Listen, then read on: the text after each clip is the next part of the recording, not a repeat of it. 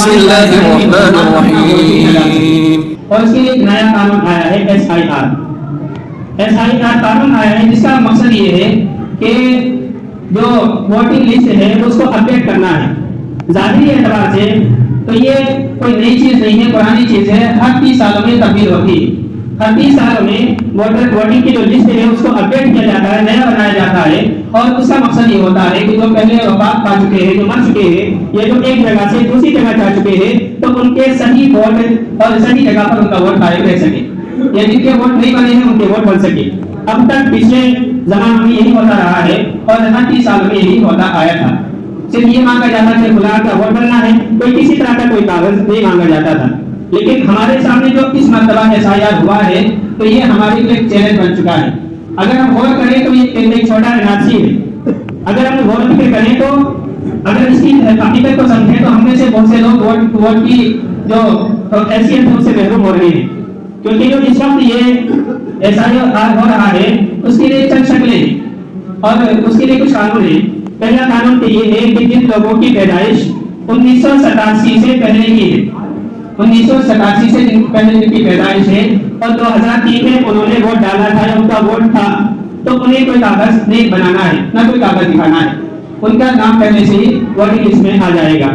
यानी अगर हम उम्र के बाद से देखें तो जिनकी उम्र 38 साल की है या जिनकी उम्र 38 साल से जायद है, 40 साल है, 50 साल है, तो अगर उन्होंने 2003 में वोट डाला है या 2003 में उनका वोटर लिस्ट में नाम था, तो अब उन्हें वही पुरानी वोटिंग लिस्ट से अपना नाम दिखा देना है कि हमारा इनाम था और वोटिंग लिस्ट में नाम आ जाएगा, कोई नया नाम नहीं करना है।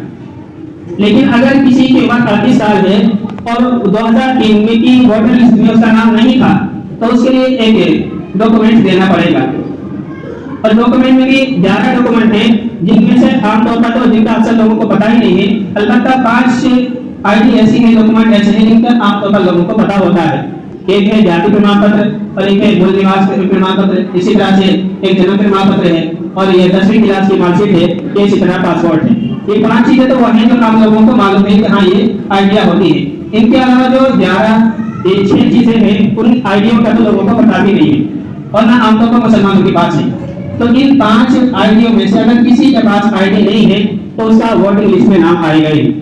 या तो जन्म तिथि होनी चाहिए, जन्म प्रमाण पत्र होना चाहिए, या मूल निवास होना चाहिए, या जाति प्रमाण पत्र होना चाहिए, या 10वीं क्लास पास होना चाहिए, या पासपोर्ट होना चाहिए।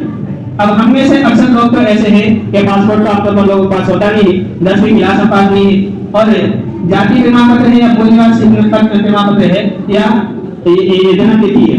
इन तीनों कागजात में से अगर कोई कागज हमारे पास है तो वोटर लिस्ट में नाम आ सकता है, वरना नाम नहीं आएगा। तो अगर किसी के पास ये कागजात नहीं है तो हमें वो कागजात बना लेने चाहिए, बनवा लेने चाहिए। इसमें इस वक्त में जन्म प्रमाण पत्र बनना ये तो बहुत ही ज्यादा मुश्किल काम है कि जन्म तिथि बननी नहीं पा रही है, उसके लिए बहुत बड़ी कार्रवाई करवानी पड़ रही है।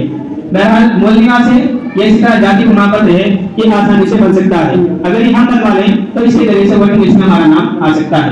तो जो लोग 1987 में पैदा हुए हैं लेकिन 2003 की वोटर लिस्ट में उनका नाम नहीं था, तो उनके लिए इन 11 कागजात में से कोई कागज दिखाना होगा ताकि उनका नाम आगे वोटिंग लिस्ट में आ सके। और जिन लोगों की पैदाइश 1987 के बाद हुई है, 2004 से 1987 से लेकर 2004 के दरमियान में हुई है, तो उनके लिए लाजिम है कि वो अपना एक डॉक्यूमेंट दिखाएं और अपने वालिद का डॉक्यूमेंट दिखाएं। यानी अगर हम उम्र के एतबार से देखें कि जिनकी उम्र 21 साल से 38 साल के दरमियान है, 21 साल से 38 साल के दरमियान है, तो उन्हें एक तो अपना डॉक्यूमेंट दिखाना होगा इन्हीं 11 डॉक्यूमेंट में से, और एक अपने वालिद का डॉक्यूमेंट दिखाना होगा। और वालिद में अगर उनका नाम 2003 की वोटर लिस्ट में है तो वही काफी हो जाएगा, तो ये चीज काफी हो जाएगी। और जिन लोगों की पैदाइश 2004 के बाद हुई है, यानी 21 साल से कम उनकी उम्र है, तो उनके लिए अपनी एक आईडी और अपने वालिद की आईडी और अपने वालिदा की आईडी लगानी पड़ेगी, यानी 3 आईडी उसको लगानी होंगी। तो अगर ये आईडी हमारे पास है तो हमारा वोटर लिस्ट में नाम आ जाएगा, और अगर हमने आईडिया जमा ना की और हमने इस चीज को अहमियत न दी तो हमारा नाम वोटर लिस्ट से खारिज हो जाएगा। बिहार के अंदर इलेक्शन हुआ है, उसके अंदर बहुत से लोगों का नाम दर्ज नहीं हो सका है, वोटर लिस्ट में नहीं आया है। उसकी वजह यही है कि वहाँ पर SIR हुआ और मुसलमानों ने और लोगों ने उसको कोई अहमियत नहीं दी और अपने डॉक्यूमेंट जमा नहीं की। अब देखिए कि ये एक तरह से SIR जो है वो NRC है, हम में से अक्सर लोग वो हैं कि जिनके पास जन्म प्रमाण पत्र नहीं है, हमारी पैदाइश आमतौर पर पहले घरों में ही हो जाती थी, कोई कोई किसी तरह के प्रमाण पत्र नहीं बनवाता था। इसी तरह से जाति प्रमाण पत्र हमारे पास नहीं है, प्रमाण पत्र और मूल निवास हमारे पास नहीं है। 10वीं क्लास तो शायद कोई कोई पास होता है, पासपोर्ट किसी के पास होता है। तो ये जो कागजात हैं जिनकी बुनियाद पर वोट बनने हैं वो हमारे पास आमतौर पर नहीं है, क्योंकि हमने इनको कहीं भी दी है। तो अभी हमारे पास वक्त है, अगर हम मूल निवास बनवा ले तो उसके जरिए से हमारा जो वोटर लिस्ट में नाम है वो बाकी रह सकता है और आ सकता है। और अगर हमने इसको कोई अहमियत न दी तो हमारा नाम कट जाएगा, तो इस बात में कितना ईश्वर बचाते थे, कोई काम होने वाला नहीं। तो इसको हम इसकी अहमियत को समझे, वोट की हैसियत को समझे कि कितनी अहम हैसियत है। अगर हमको वोट से महरूम कर दिया गया, वोटिंग हमारी ना रही, तो हमारा कोई पोषण नहीं होगा दुनिया के अंदर।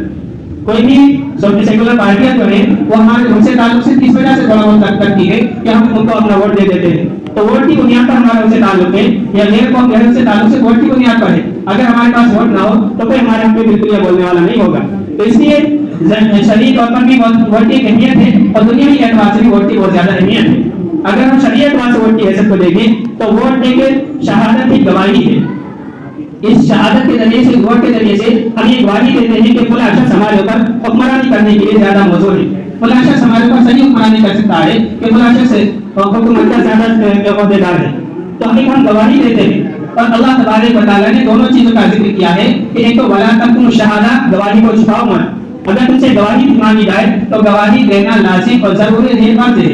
तो ये वोट के जरिए से गवाही मांगी जाती है कि कौन सा शख्स हुकूमत का ज्यादा अहल है। तो शरई तौर पर हमारी जिम्मेदारी है कि हम अपनी शहादत दें, अपनी गवाही दें, अपना वोट डालें। अगर हम अपना वोट नहीं बनवाते हैं या वोट नहीं डालते हैं तो एक फर्ज के छोड़ने वाले शरई तौर पर हम होंगे। बल्कि अगर कोई गलत आदमी हुक्मरान बन जाता है, वो जुल्म करता है, तो जो लोग वोट नहीं डालेंगे तो उस गुनाह के बराबर के शरीक होंगे। तो पहली चीज ये है कि हम वोट जरूर डालें, और दूसरी चीज ये है कि वोट का सही इस्तेमाल करें। अगर हमने वोट का गलत इस्तेमाल किया और हमारे गलत वोट डालने की वजह से कोई दूसरा जालिम शख्स हुक्मरान बन जाता है और कोई जुल्म करता है, तो वोट गलत इस्तेमाल करने वाला शख्स भी उस गुनाह के अंदर बराबर का शरीक होगा। तो इसलिए